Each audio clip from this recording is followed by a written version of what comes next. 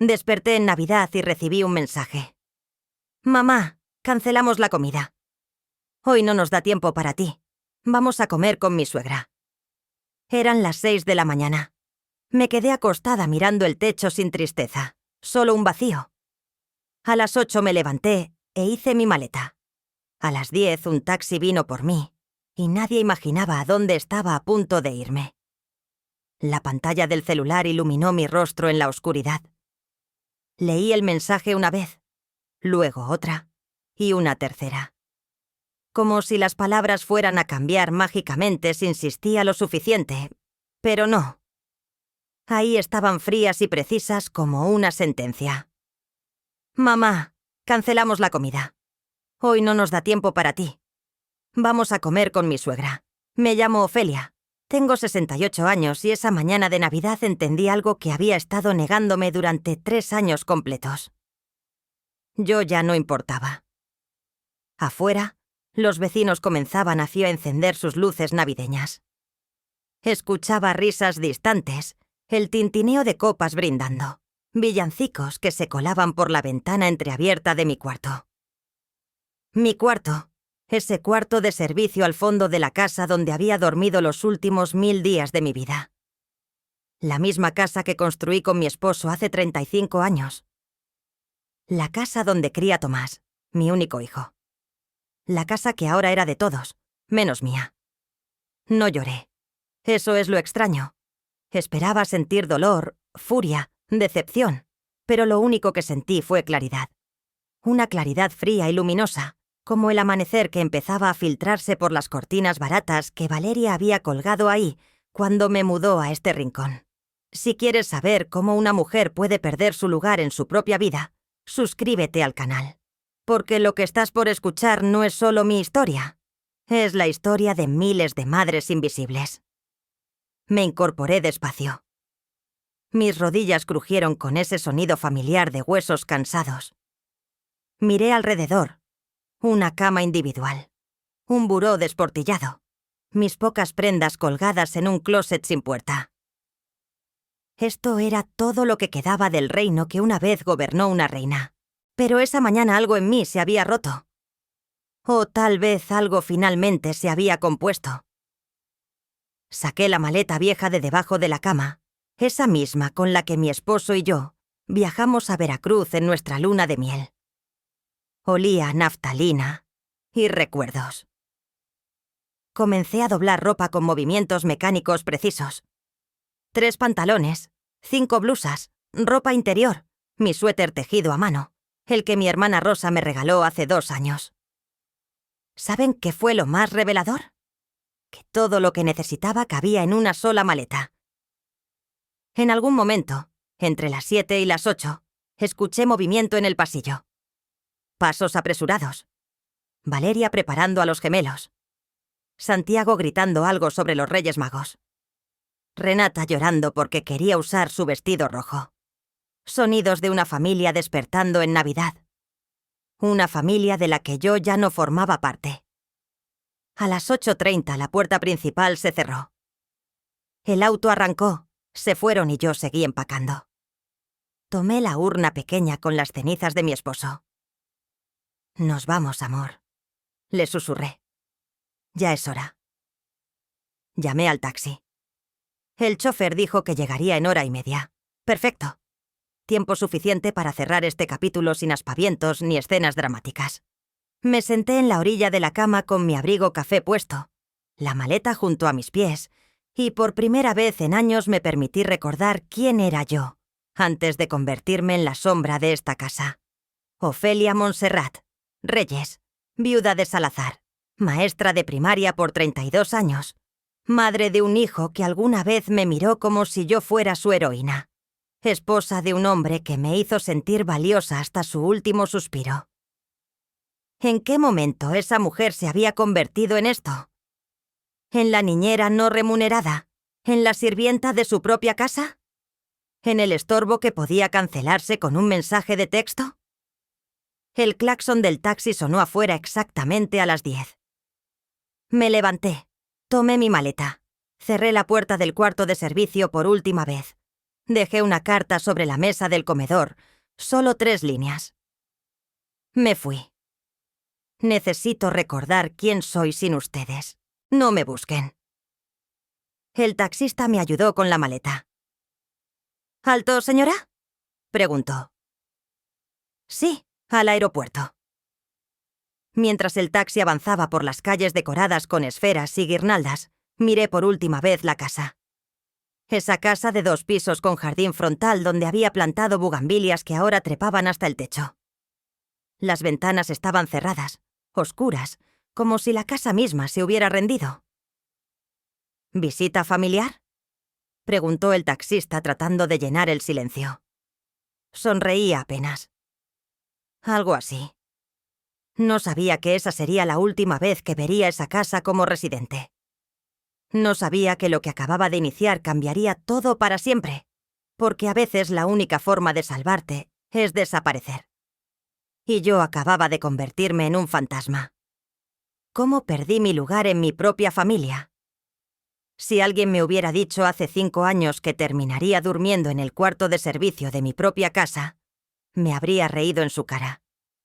Pero la verdad es que nadie te despoja de golpe. Te van quitando pedacitos tan pequeños que ni siquiera te das cuenta de que estás desapareciendo.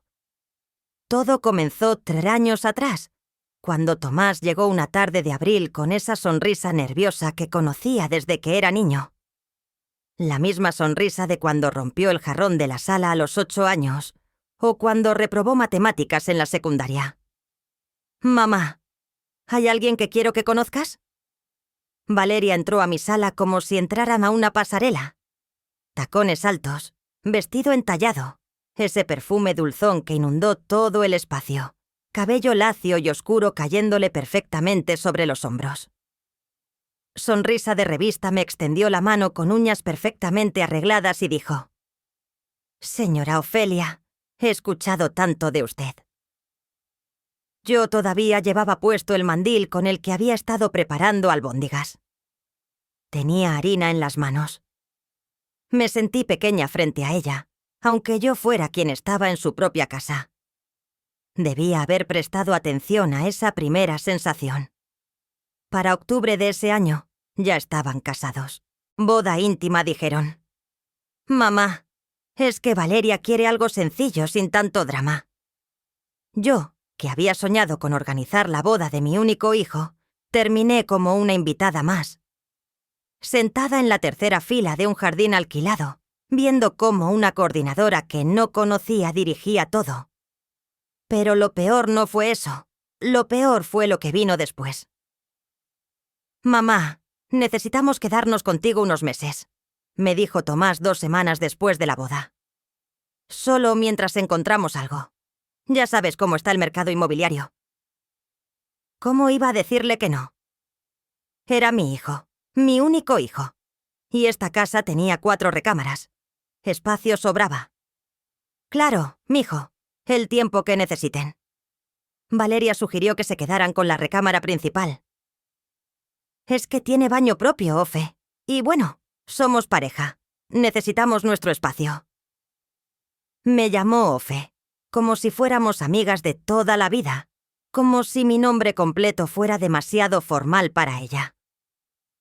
Yo dormía en esa recámara desde que enviudé. Era donde había llorado la muerte de mi esposo, donde guardaba su ropa todavía porque no tenía fuerzas para regalarla, donde su esencia aún vivía en cada rincón. Por supuesto, escuché salir de mi boca: «Yo me paso a la recámara de visitas».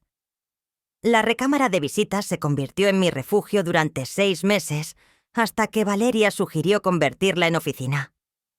Es que trabajo desde casa, Ofe. Necesito un espacio profesional. ¿No te molestaría usar la otra recámara?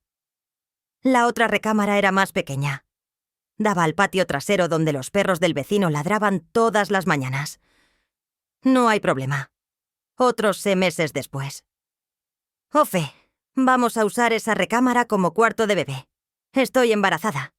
¿No es maravilloso?». Y así fue como terminé en el cuarto de servicio. «Solo hasta que nazca el bebé y nos mudemos», prometió Tomás. El bebé se convirtió en bebés, gemelos, Santiago y Renata. Y los meses de espera se convirtieron en años. Viuda hace 5 años. Refugiada en mi propia casa hace 3. Mi esposo, Rodrigo, había sido electricista. Buen hombre. De esos que arreglaban todo en casa y nunca levantaban la voz. Murió de un infarto mientras instalaba un ventilador en casa de un cliente. Rápido, sin despedidas. Me dejó esta casa completamente pagada, un seguro de vida modesto que invertí y una pensión de 12.000 pesos mensuales. No era rica, pero tampoco me faltaba nada. Hasta que Valeria llegó.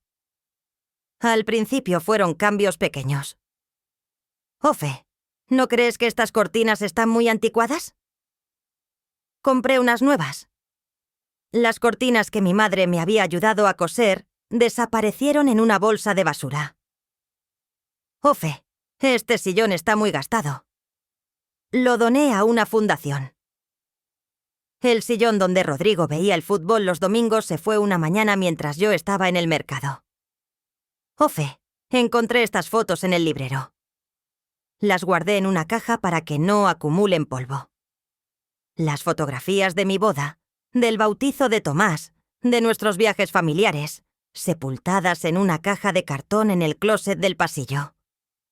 Cada cambio venía envuelto en una sonrisa, en una lógica aparentemente razonable. Y yo asentía porque no quería ser la suegra amargada, la vieja que se resiste al cambio, la que causa problemas. Pero entonces desapareció el piano, mi piano de palisandro, la pieza que compré con mi primer sueldo como maestra titular, donde le enseñé a Tomás sus primeras notas, donde Rodrigo me cantaba boleros los aniversarios.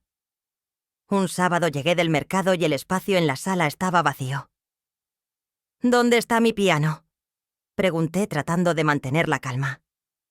Valeria ni siquiera levantó la vista de su teléfono. Lo vendí. Ocupaba mucho espacio y nadie lo tocaba. Me dieron 8.000 pesos. ¿Te los deposité? 8.000 pesos por un instrumento que valía más de 150.000. No podías hacer eso sin consultarme, dije con la voz quebrándose. Ofe, por favor, esta casa necesitaba espacio. Además, ¿cuándo fue la última vez que lo usaste? Tomás entró en ese momento. Mamá, no hagas drama. Ya está hecho. Drama. Defender lo poco que me quedaba era drama. Pero no dije nada más porque había aprendido que cada vez que protestaba, Valeria lloraba. Tomás la defendía y yo terminaba siendo la villana. Así fue como aprendí a tragarme las palabras. Así fue como desaparecí de mi propia vida. Y lo más doloroso que ni siquiera me di cuenta, hasta que ya era demasiado tarde, hasta aquella mañana de Navidad, cuando un mensaje me mostró mi verdadero lugar en esta familia. Ninguno. Cuando mi casa dejó de ser mía, dicen que una casa tiene memoria, que las paredes absorben las risas, los llantos, las conversaciones de medianoche. Si eso es cierto, entonces mi casa debió haber llorado conmigo mientras veía cómo la despojaban de su alma. Después del piano vinieron las porcelanas. Mi madre me había heredado una colección completa de figurillas de Talavera poblana. Eran 20 piezas que ella misma coleccionó durante 40 años, cada una con su historia, su origen, su significado. Estaban en una vitrina de madera en el comedor, protegidas detrás de un cristal que yo limpiaba cada domingo, con cuidado casi reverencial. Una tarde regresé de mi cita médica mensual y la vitrina estaba vacía. ¿Las porcelanas?, pregunté con el estómago hecho un nudo. Valeria estaba alimentando a los gemelos en la cocina. Ni siquiera volteó. Ah, sí. Hice una venta de garage el sábado pasado. Se vendió todo. Conseguí 2.500 pesos. Necesitábamos ese espacio para los juguetes de los niños. 2.500 pesos por el legado de mi madre. Valeria, esas piezas eran de mi mamá. No tenías derecho. Finalmente me miró con esa expresión que había perfeccionado. Sorpresa inocente mezclada con ligera molestia. Ofe, nadie me dijo que eran importantes. Parecían simples adornos acumulando polvo. Además, los niños necesitan espacio para crecer. No podemos vivir en un museo. Tomás entró con Santiago en brazos. ¿Qué pasa ahora? Tu esposa vendió las porcelanas de tu abuela. Se encogió de hombros. Mamá, eran cosas viejas. No puedes aferrarte al pasado toda la vida. Cosas viejas. El legado de su abuela reducido a cosas viejas. Esa noche, en mi cuarto de servicio, hice una lista mental de todo lo que había desaparecido en 2 años. El piano de Palisandro, 8.000 pesos de un valor real de $150.000. Las porcelanas de mi madre, 2.500 pesos de un valor incalculable. El juego de té de plata que me regaló Rodrigo en nuestro aniversario número 25. Regalado a la prima de Valeria, la mecedora de Mim, donde amamanté a Tomás. Vendida en línea por 800 pesos. Las cortinas bordadas a la basura. El librero de caoba de mi padre donado a una escuela. Mis discos de vinilo de Los Panchos, Javier Solís, Chabela Vargas, desaparecidos sin explicación. Pero lo que más me dolió fue el reloj de oro de Rodrigo, una pieza suiza que le regaló su padre cuando se graduó de la preparatoria. Mi esposo lo usó cada día de su vida hasta que murió. Yo lo guardaba en una pequeña caja de terciopelo dentro del cajón de mi buró, junto con su anillo de matrimonio. Una mañana busqué la caja y no estaba. Revisé cada cajón debajo de la cama, entre la ropa. Nada. ¿Alguien ha visto una caja pequeña de terciopelo? Pregunté en la cena. Valeria mordió un pedazo de pollo antes de responder. La caja azul oscuro. Sí, la llevé a reparación. El reloj estaba descompuesto. No estaba descompuesto y no te di permiso para tocarlo. Ofe, relájate. Solo quería ayudar. Tomás me dijo que era el reloj de su papá y pensé que sería lindo restaurarlo. ¿Dónde está? En la relojería del centro. Puedes recogerlo cuando quieras. Fui al día siguiente. El reloj me miró confundido. Caja de terciopelo. Aquí no ha llegado ningún reloj así, señora. Llamé a Valeria. No está en la relojería. Silencio del otro lado. Luego, qué raro. Tal vez lo dejé en otra. Voy a revisar mis notas y te aviso. Nunca me avisó. El reloj nunca apareció. Y cuando volví a preguntar semanas después, me dijo que probablemente lo había perdido la tintorería o algo así, que ella no recordaba bien. Ese reloj valía al menos 45.000 pes, pero su valor sentimental no tenía precio. Y yo sabía, lo sabía en el fondo de mi alma, que Valeria lo había vendido. La casa también cambió físicamente. Las paredes que yo había pintado de colores cálidos, amarillo en la cocina, verde olivo en la sala, fueron repintadas de gris y blanco, colores neutros, ofe, más modernos. Los azulejos de Talavera de la cocina que Rodrigo y yo elegimos con tanto cuidado fueron cubiertos con una pintura especial. Es más higiénico. Las macetas de barro que tenía en el jardín fueron reemplazadas por macetas minimalistas de cemento. Hasta mis plantas fueron cambiadas. Mis geranios rojos, mis margaritas, mis nochebuenas en diciembre. Todo reemplazado por suculentas y plantas de sombra que Valeria consideraba más estéticas para las fotos.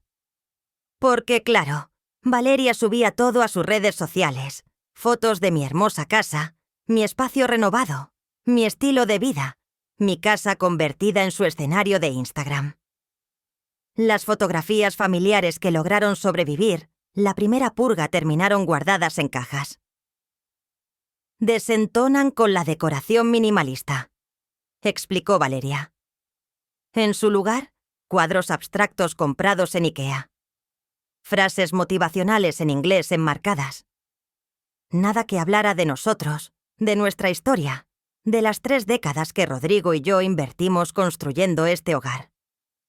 Un día, mientras limpiaba, porque sí, además de niñera, también seguía siendo la sirvienta, Encontré una caja en el closet del pasillo. Adentro estaban todas las fotografías familiares. Bodas, bautizos, cumpleaños, viajes. 35 años de memoria familiar amontonados sin orden ni cuidado. En la misma caja encontré el álbum de nuestra boda. Las páginas amarillentas, las esquinas dobladas, la foto donde Rodrigo me carga en brazos frente a la iglesia, donde bailamos nuestro primer vals, donde cortamos el pastel rodeados de nuestros padres que ya no están. Me senté en el piso del pasillo con ese álbum en las manos y finalmente lloré. Lloré por el piano que ya no tocaba canciones, por las porcelanas que nunca volverían. Por el reloj que marcó el tiempo de mi esposo hasta su último latido. Por las paredes que ya no reconocían mi voz. Por la casa que se había convertido en un cascarón bonito pero vacío. Lloré por la mujer que fui, y que dejé que desapareciera sin pelear, pero aún no estaba lista para reaccionar. Todavía pensaba que si era paciente, si no causaba problemas, si me hacía pequeñita e invisible, tal vez recuperaría algo de lo perdido. No sabía que lo peor todavía estaba por venir. No sabía que convertirse en abuela sería el último clavo en mi ataúd. Cuando cuidar a mis nietos se volvió mi trabajo no pagado. Santiago y Renata nacieron un 15 de marzo. Gemelos idénticos de ojos cafés y mejillas redondas que llenaron la casa de llanto, pañales y ese olor dulce a bebé recién bañado. Yo los amé desde el primer segundo, pero el amor, descubrí muy pronto, puede convertirse en tu propia trampa. El primer mes fue comprensible. Valeria se recuperaba del parto. Tomás trabajaba hasta tarde en la empresa de logística donde era supervisor. Yo ayudaba, claro que ayudaba. ¿Qué abuela no lo haría? Me levantaba cuando lloraban a las 3 de la madrugada. Preparaba biberones, cambiaba pañales, mecía cunas. Descansa, Valeria, yo me encargo. El segundo mes siguió igual. Off, eres un ángel. No sé qué haríamos sin ti. El tercer mes ya era rutina, y de alguna forma, sin que nadie lo dijera explícitamente, me había convertido en la niñera oficial. Para cuando los gemelos cumplieron 6 meses, mi vida tenía este horario. 5:45 a.m. Despertador. Preparo café y mi único momento de silencio del día. 6:30 a. Los gemelos despiertan. Cambio pañales. Preparo biberones. 70 a.m. Valeria sale de la recámara principalmente arreglada a trabajar en su oficina. Tomás ya se fue desde las 6. 8 a.m. Desayuno para los niños. Papillas, baberos manchados, piso que limpiar. 90 a.m. Intento bañarlos. Uno llora mientras baño al otro. 10 a.m. Los saco al jardín para que les dé el sol. Valeria está en videoconferencia. Necesita silencio. 1200 p.m. Comida, más papillas, más desastre. 10 p.m. Siesta de los niños. Aprovecho para lavar su ropa, preparar comida para todos. 3:0 p.m. Despiertan, juegos, cambios de pañal. Atención constante. 5 p.m. Preparo la cena familiar. 6:0 p.m. Tomás llega. Saluda a los niños 5 minutos. Se sienta a ver televisión. 7 Totter p.m. Cena. Yo sirvo, yo limpio. 8 Tantra p.m. Nocturno de los gemelos. 9 p.m. los duermo. Canciones, cuentos, palmaditas en la espalda. 10 en Tant p.m. Finalmente puedo irme a mi cuarto de servicio. 7 días a la semana, sin descanso, sin sueldo, sin siquiera un gracias consistente. Es que tú no trabajas, mamá. Tienes tiempo, decía Tomás cuando me atrevía a sugerir que tal vez necesitaba ayuda. No trabajaba. Me levantaba antes que todos y me acostaba después que todos. Mis manos solían permanentemente a jabón de bebé y desinfectante. Mis rodillas crujían de tanto cargar niños. Mi espalda era un mapa de dolores. Pero no, yo no trabajaba. Valeria sí trabajaba desde su oficina con aire acondicionado, con su laptop y su café gourmet, haciendo honestamente nunca supe bien qué. Algo relacionado con redes sociales para empresas. Lo que sí sé es que cuando los gemelos lloraban, ella cerraba la puerta. Ofe, ¿puedes ver qué necesitan? Estoy en una llamada importante. Siempre estaba en una llamada importante. Los fines de semana eran peores. Tomás y Valeria salían. Mamá, necesitamos tiempo de pareja. ¿Tú entiendes? Y yo me quedaba con Santiago y Renata desde el sábado por la mañana hasta el domingo por la noche. Cuando los gemelos cumplieron 1 año, ya caminaban y la casa era un campo de batalla constante. Uno se subía al sillón mientras yo corría a evitar que el otro se metiera dedos al enchufe. Comían 3 veces al día, y cada comida significaba limpiar paredes, piso, sus caras, sus manos, su ropa. Mi pensión de 2.000 pesos se iba en pañales, toallitas, medicamentos cuando se enfermaban. Porque sí, cuando necesitaban tempra a las 2 de la mañana, era yo quien bajaba a la farmacia de guardia. Ofe, te reembolso, decía Valeria. Nunca lo hacía. Las navidades anteriores habían sido especialmente crueles. Yo compraba los regalos para los gemelos con mis ahorros. Envolvía cada juguete con cuidado, escribía las tarjetas y en la mañana de Navidad, Tomás y Valeria los entregaban como si ellos los hubieran comprado. Mira, Santiago, esto es de papá y mamá.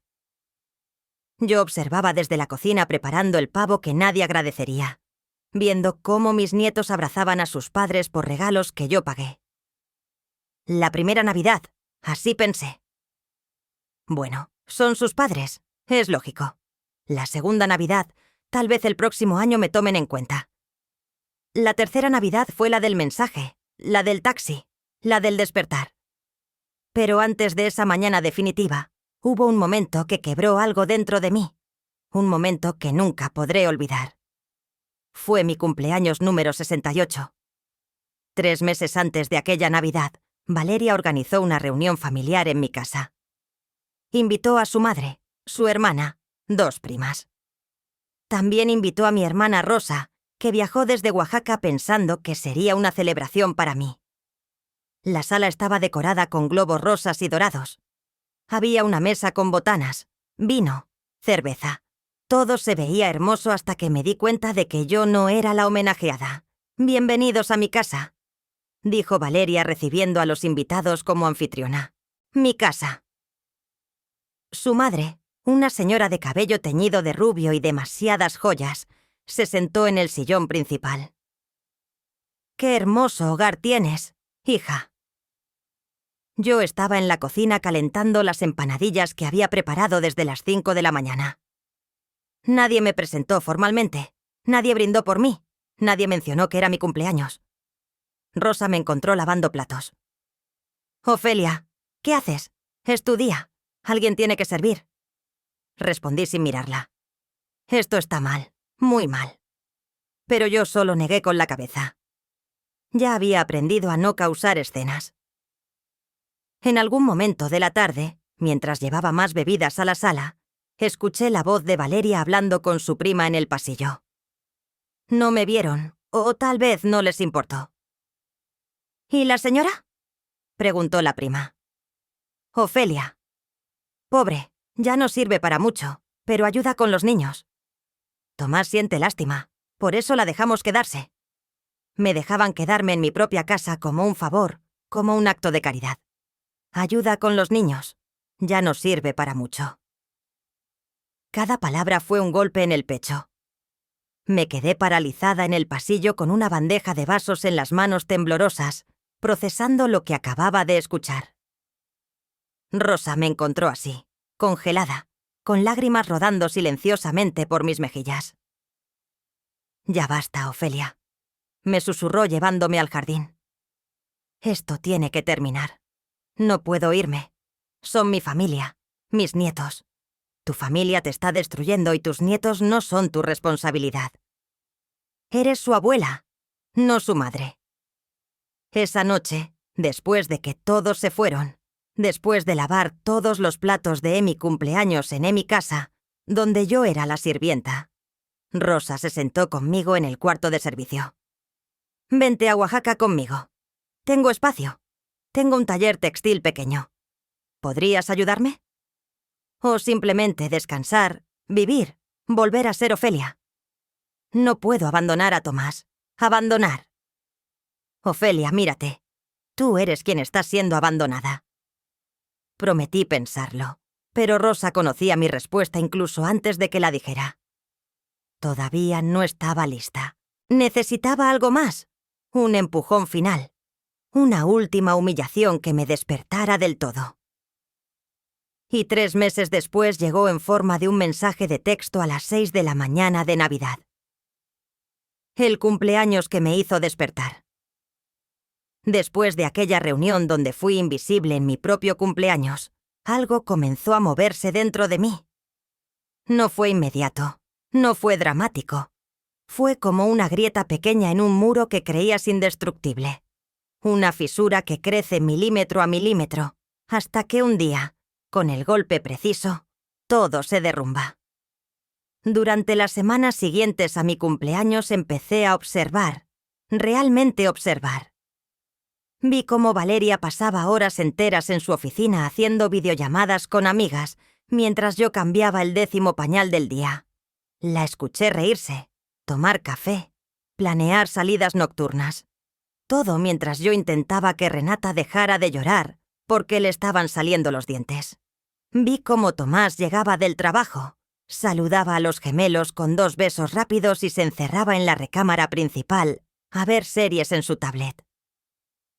Estoy cansado, mamá. Fue un día pesado y mis días no contaban como pesados. Vi cómo los fines de semana se arreglaban como si fueran a una boda para ir a brunches, exposiciones, cenas con amigos, siempre dejándome a mí con los niños. Es que nos merecemos un descanso, Ofe. Trabajamos toda la semana. Una tarde de octubre, Renata se cayó y se abrió la ceja. Sangre por todos lados, llanto desgarrador. Tomé a la niña, agarré las llaves del coche que Valeria casi nunca usaba y manejé hasta urgencias con Santiago llorando en su silla del auto. TR horas en el hospital, 4 puntos de sutura. Renata aferrada a mi cuello todo el tiempo, llamándome «Huela, huela», porque todavía no podía pronunciar abuela. Llamé a Valeria para avisarle. «Ay, Ofe, qué susto». «Pero, estás ahí, ¿no? Yo estoy en medio de una presentación importante. Me avisas cómo sale todo». Colgó. No llegó al hospital. Ni ella ni Tomás. Cuando regresamos a casa a las 9 de la noche, los encontré cenando pizza en la sala viendo una película. «¿Cómo está mi princesa?», preguntó Valeria levantándose para cargar a Renata, que inmediatamente extendió los brazos hacia ella. «Porque así funciona, ¿verdad? Los niños siempre quieren a quien llega fresca, descansada, con energía para jugar. No a quien les cambió pañales con diarrea a las 5 de la mañana. 4 puntos. Cicatrizará bien», dije con voz plana. «Eres la mejor, Of, ¿verdad, Tomás? Tu mamá es un ángel. Un ángel, un mueble útil, una extensión de sus comodidades». Esa noche no pude dormir. Me quedé mirando el techo del cuarto de servicio, escuchando el zumbido del refrigerador viejo que Valeria había relegado al cuarto de lavado junto a mi puerta, y algo cristalizó en mi mente. Esto nunca iba a cambiar. Ellos nunca se iban a mudar. Yo nunca iba a recuperar mi casa, mi espacio, mi vida, a menos que hiciera algo. Al día siguiente llamé a Rosa. «Hermana, tu oferta sigue en pie». Hubo un silencio al otro lado, luego su voz cargada de alivio. «Siempre, Ofelia, siempre. Necesito tiempo para planear. No quiero irme sin estar segura de todo. ¿Qué necesitas?» «Información, números, opciones». Rosa entendió inmediatamente. Ella no era solo mi hermana mayor. Era una mujer que se había divorciado a los 50, que había construido su propio negocio textil en Oaxaca, que había aprendido a ser fuerte cuando la vida la obligó. Me ayudó a contactar un abogado, un hombre serio, de apellido Mendoza, que trabajaba en asuntos de propiedad y herencias. Tuve que inventar excusas para ir a su oficina. «Voy al doctor», le decía a Valeria. «¿Cosas de mi edad?» El licenciado Mendoza revisó los documentos de mi casa. «Señora Eufelia, esta propiedad está completamente a su nombre. Su esposo y usted la terminaron de pagar hace 12 años. No hay hipoteca, no hay gravámenes, es legalmente suya al 100%. Y si alguien más vive ahí sin mi permiso, está en su derecho de pedirles que se vayan. Es su propiedad, y si quiero rentarla también es su derecho. Puede hacer un contrato de arrendamiento a quien usted decida por el monto que usted decida». Esas palabras fueron como oxígeno para alguien que había estado ahogándose durante 3 años. Era mi casa. Investigué precios de renta en mi colonia. Casas similares a la mía se rentaban entre 22.000 y 28.000 pesos mensuales. Mi casa, con 4 recámaras, 2 baños completos, jardín, cochecho para 2 autos, fácilmente podría rentarse en 2.000–5.000. Hice números en una libreta que guardaba bajo mi colchón.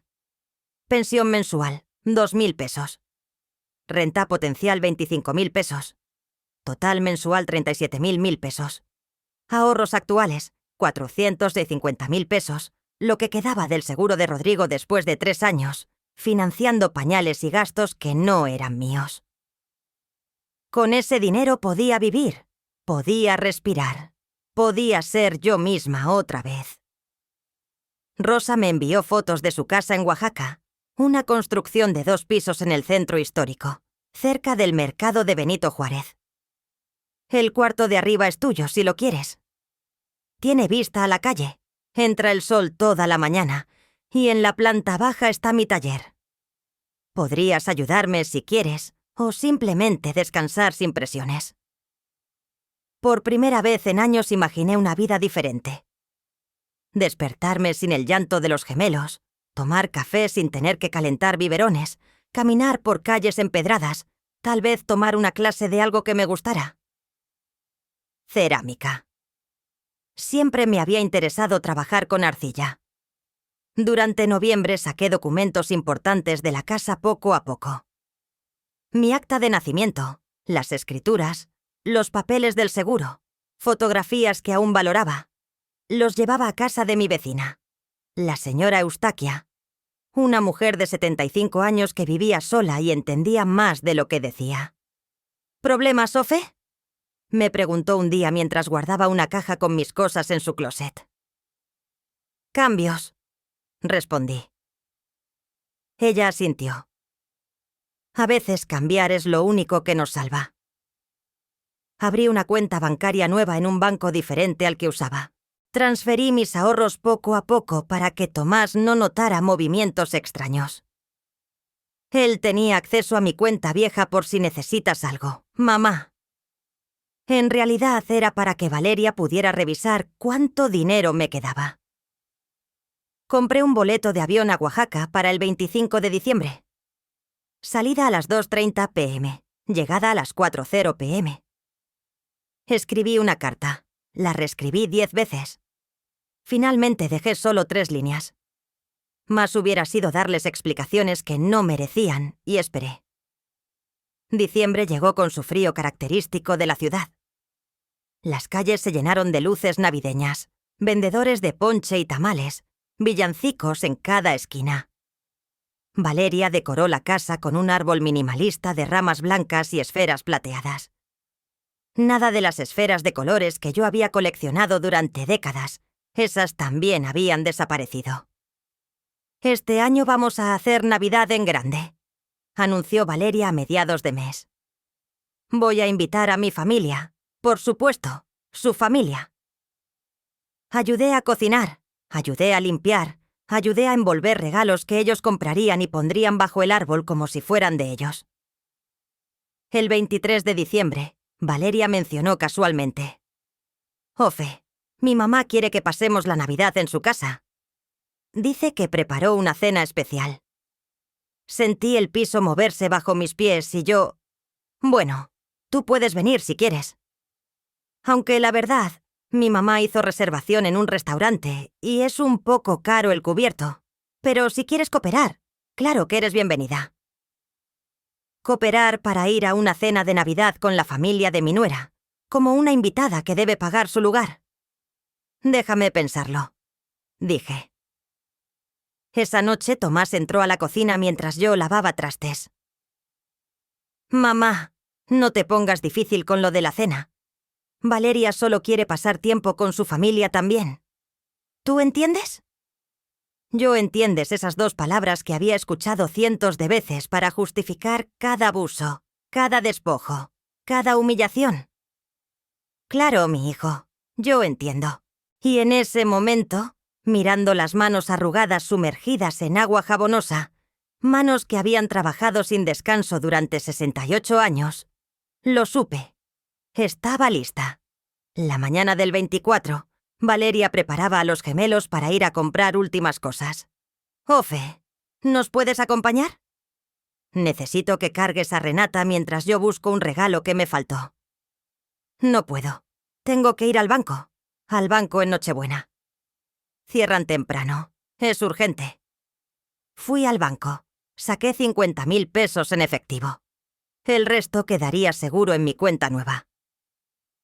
Esa noche, mientras ellos cenaban pavo y rompope en casa de la suegra, yo terminé de empacar mi maleta en el cuarto de servicio. Me acosté temprano. Puse mi alarma para las 5:45 a. Y a las 6:30 de la mañana del 25 de diciembre, mi teléfono iluminó la oscuridad con un mensaje que ya no me sorprendió. Mamá, cancelamos la comida. Hoy no nos da tiempo para ti. Vamos a comer con mi suegra. Leí el mensaje 3 veces. Sonreí y comencé el último capítulo de mi vida como prisionera. Lo que nadie vio venir. Durante 3 meses completos, desde aquel cumpleaños humillante hasta la mañana de Navidad, fui 2 personas al mismo tiempo. Por fuera la abuela sumisa, la sirvienta silenciosa, la anciana invisible que cambiaba pañales y lavaba trastes sin quejarse. Por dentro, una mujer que planeaba su escape con la precisión de un estratega militar. Cada documento que rescaté fue una pequeña victoria. Las escrituras de la casa las saqué un martes por la tarde, mientras Valeria estaba en el salón de belleza. Estaban guardadas en un archivero en la oficina que antes era mi cuarto de visitas. Abrí el cajón con manos temblorosas. Encontré el folder café con el escudo notarial y lo metí en mi bolsa de mandado entre paquetes de lentejas y latas de frijoles. Nadie revisa la bolsa del mandado de una anciana, el acta de nacimiento, mi cartilla de vacunación, los papeles del seguro de vida de Rodrigo, las fotografías que más amaba, mi libreta de direcciones con números de familiares que no veía hace años.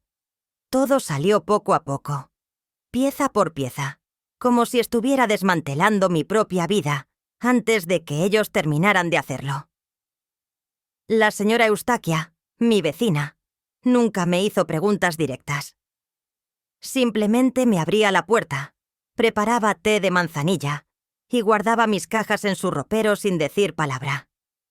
Pero un día, mientras tomábamos ese té en su cocina llena de plantas y luz, me tomó la mano con sus dedos llenos de arrugas y manchas de edad.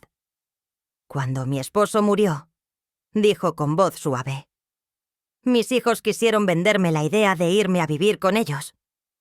Decían que era por mi bien, que una mujer sola no puede cuidarse, pero yo sabía la verdad. Querían mi casa, mi pensión, mi tiempo. Así que hice lo que tú estás haciendo.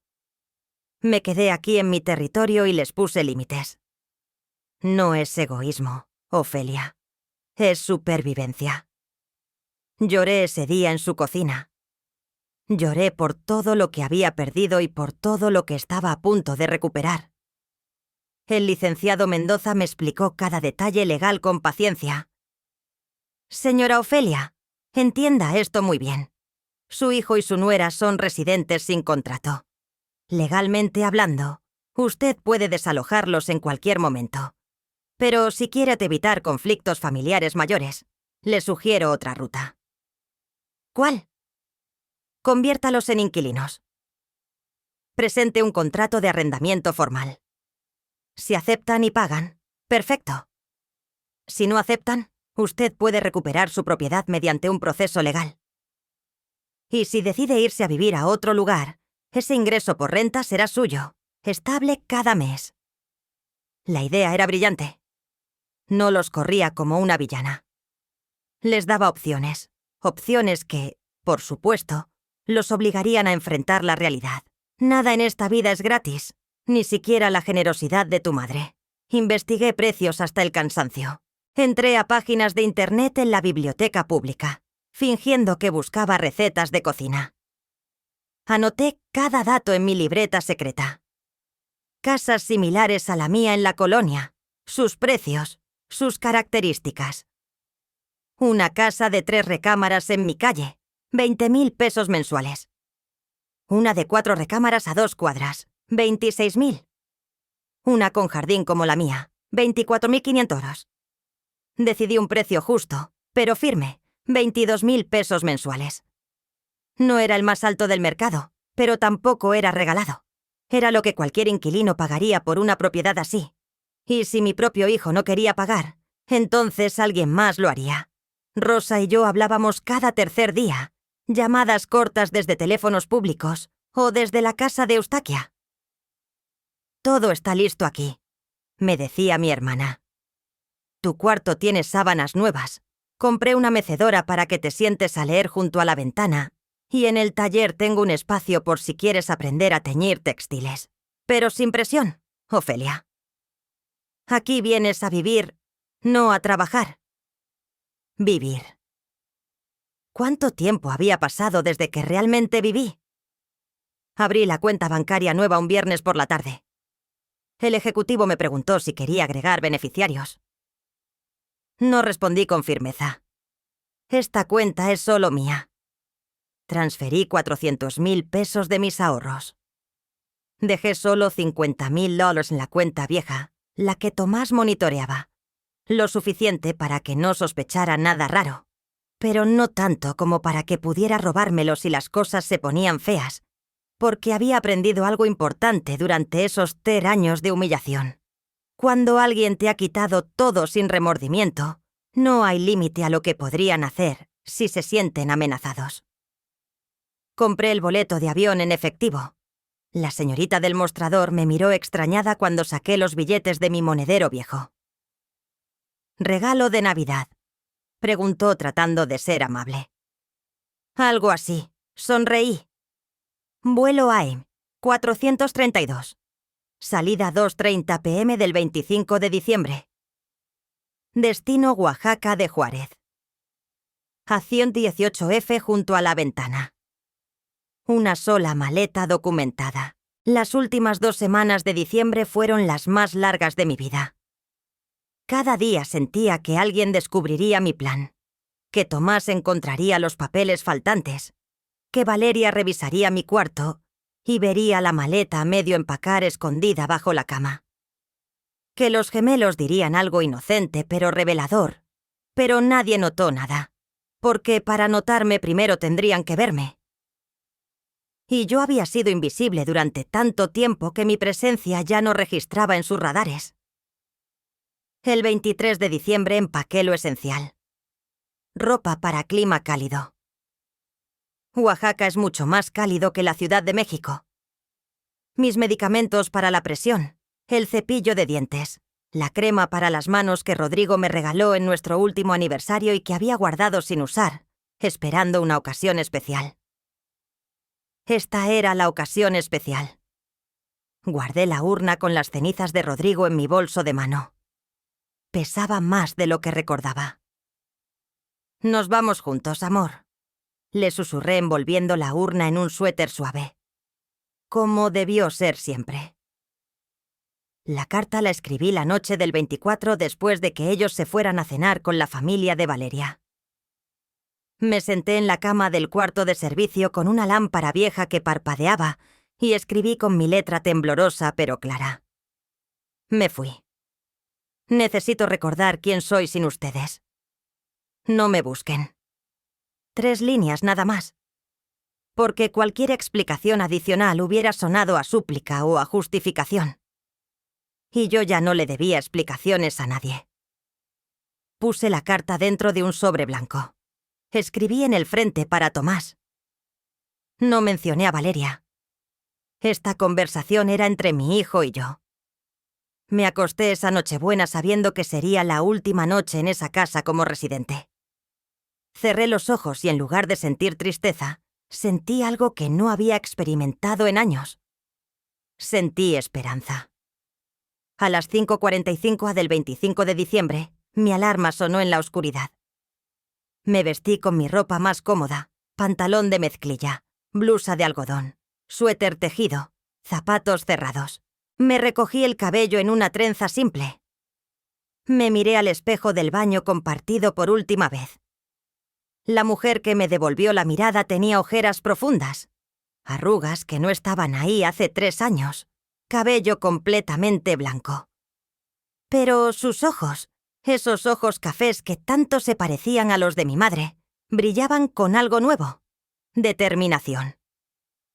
A las 6:00 llegó el mensaje que ya esperaba. Lo leí sin sorpresa, sin dolor, casi con gratitud, porque me confirmó que mi decisión era la correcta. Tomé mi maleta, tomé mi bolso con la urna de Rodrigo. Dejé la carta sobre la mesa del comedor, sostenida por el salero de cerámica que había sobrevivido todas las purgas de Valeria. Cerré la puerta principal sin voltear atrás. El taxi me esperaba con el motor encendido, echando vapor en el aire frío de la mañana navideña. ¿Lista, señora?, preguntó el conductor. Más que nunca, respondí. Y mientras nos alejábamos por calles vacías decoradas con luces navideñas, sentí como el peso de 3 años de humillación se desprendía de mis hombros como un abrigo demasiado pesado que finalmente te permites quitar. No sabían lo que venía, pero pronto lo descubrirían. Cuando dejé de ser una prioridad, el aeropuerto internacional. Benito Juárez estaba sorprendentemente tranquilo esa mañana del 25 de diciembre. Familias dispersas aquí y allá, maletas con moños navideños, niños con juguetes nuevos aferrados a sus manos. Todos yendo a algún lugar donde los esperaban, donde eran deseados. Yo también iba a un lugar así, solo que me había tomado 68 años encontrarlo. Documenté mi maleta en el mostrador. La empleada, una chica joven con un gorro navideño de utilería, me sonrió con genuina amabilidad. ¿Visita familiar? Un nuevo comienzo, respondí. Ella parpadeó sorprendida. Luego su sonrisa se amplió. ¡Qué hermoso! ¡Feliz Navidad, señora! ¡Feliz Navidad! Me senté en la sala de espera con mi bolso sobre el regazo, sintiendo el peso de la urna de Rodrigo dentro. A mi alrededor, la gente hablaba por teléfono, enviaba mensajes, tomaba fotografías. Yo mantuve mi celular apagado. No quería saber. No todavía. Pensé en los gemelos. Ya habrían despertado. Santiago siempre era el primero brincando en su cama gritando que quería abrir regalos. Renata era más tranquila. Se quedaba acurrucada hasta que su hermano la obligaba a levantarse. ¿Me extrañarían? Probablemente. Los niños siempre extrañan lo familiar, lo constante, y yo había sido su constante durante 2 años. No, su madre, que estaba demasiado ocupada siendo influencer de redes sociales. No su padre, que trabajaba hasta tarde y llegaba exhausto. Yo, la abuela que les cantaba, que les preparaba avena con miel, que les contaba cuentos inventados sobre ratones valientes y lunas que bajaban a jugar. Sentí un nudo en la garganta. Esta era la parte más difícil, dejarlos a ellos que eran inocentes en todo esto. Pero entonces recordé las palabras de Rosa. No puedes prenderte fuego para mantener a otros calientes. Los gemelos tenían padres, 2 padres jóvenes, sanos, capaces. Era hora de que aprendieran a hacerlo. El vuelo se anunció. Me levanté con mi bolso, mostrando mi pase de abordar con manos que ya no temblaban. Entré al avión. Encontré mi asiento junto a la ventana. Coloqué el bolso con las cenizas de Rodrigo bajo el asiento de enfrente, tal como indicaban las instrucciones de seguridad. Una señora mayor se sentó a mi lado. Tenía que ser de unos 70 y tantos años, con cabello completamente blanco recogido en un moño elegante. Llevaba un libro en las manos. Mujeres que corren con los lobos. Buen libro, le dije señalándolo. El mejor, respondió con una sonrisa. Lo he leído 4 veces cada vez que necesito recordar mi fuerza. Despegamos. La Ciudad de México se hizo pequeña bajo nosotras, un mosaico de edificios y avenidas que pronto desaparecieron entre las nubes. Me recliné en mi asiento y cerré los ojos, permitiéndome finalmente procesar lo que acababa de hacer. Había dejado a mi hijo, había abandonado mi casa, había huido en Navidad y, lo más sorprendente de todo, no me sentía culpable. Me sentía libre. El vuelo duró poco menos de 1 hora. Tiempo suficiente para que mi mente repasara cada momento de los últimos 3 años, cada humillación, cada vez que tragué palabras que debí gritar, cada vez que me hice pequeña para que ellos pudieran ser grandes. Pero también recordé los momentos buenos, los pocos que hubo. La primera vez que Santiago me dijo, «Te amo, huela».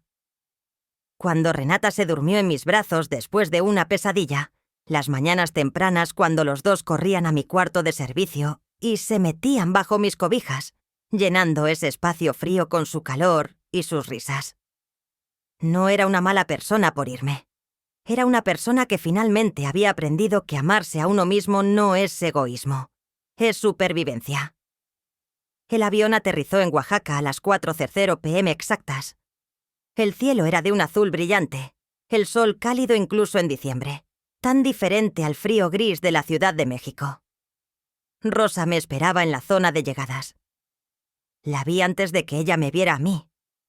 Estaba más delgada de lo que recordaba, con el cabello corto y teñido de un castaño rojizo. Vestía un huipil bordado y pantalones de mezclilla. Se veía feliz, plena, como alguien que había encontrado su lugar en el mundo. Cuando nuestros ojos se encontraron, corrió hacia mí con los brazos abiertos. Ofelia susurró contra mi cabello mientras me abrazaba. «Lo lograste. Realmente lo lograste». Y ahí, en medio del aeropuerto de Oaxaca, rodeada del olor audaz de los puestos de comida y el sonido del zapoteco mezclándose con español, me permití llorar. No de tristeza, de alivio. Me vine con todo y Rodrigo dije señalando mi bolso. Rosa se rió entre lágrimas. Él también merece un nuevo comienzo. El taxi nos llevó por calles coloniales de colores vibrantes, casas amarillas, rosas, verdes, azules, iglesias antiguas con fachadas barrocas, gente caminando sin prisa, saludándose, deteniéndose a conversar en las esquinas. Todo era más lento aquí, más humano. La casa de Rosa estaba en una calle empedrada cerca del centro. Una construcción de 2 pisos con balcones de hierro forjado y macetas llenas de geranios rojos. Me llevó directo al 2.º piso. «Este es tu cuarto». Era pequeño, pero luminoso. Una cama individual con colcha tejida a mano en tonos naranjas y azules. Una mecedora de madera junto a la ventana que daba a la calle. Un buró con una lámpara. Un ropero antiguo pero sólido. Y en la pared un cuadro de la Virgen de Guadalupe. «Es perfecto», susurré. «Descansa hoy. Mañana te muestro el resto. El taller, el mercado, todo». Pero antes de que Rosa saliera, tomé su mano. «Gracias por no juzgarme, por no decirme que debería volver. Ofelia, he vivido suficiente para saber que hay momentos en que la única forma de salvarte es alejarte. Hiciste lo correcto». Esa noche, mientras la ciudad de Oaxaca celebraba Navidad, con música de banda filtrándose por mi ventana, me senté en la mecedora con la urna de Rodrigo en mi regazo. «Lo hicimos, amor», le dije. «Nos salvamos». Encendí mi teléfono por primera vez desde la mañana. 37 llamadas perdidas de Tomás, 22 mensajes, 4 de Valeria. Los leí todos sin abrir ninguno. Podía ver las vistas previas. «Mamá, ¿Dónde estás? ¿Pasó algo? Estamos preocupados. Ya no es gracioso. Contesta. ¿Por qué te fuiste? Necesitamos hablar. Ninguno decía. Lo siento. Ninguno decía. Te extraño. Ninguno preguntaba cómo estaba yo. Todos preguntaban dónde estaba, porque esa era su verdadera preocupación. No mi bienestar, mi ubicación, mi disponibilidad. Escribí un solo mensaje para Tomás. Estoy bien. Estoy a salvo. Necesito tiempo. No me busquen.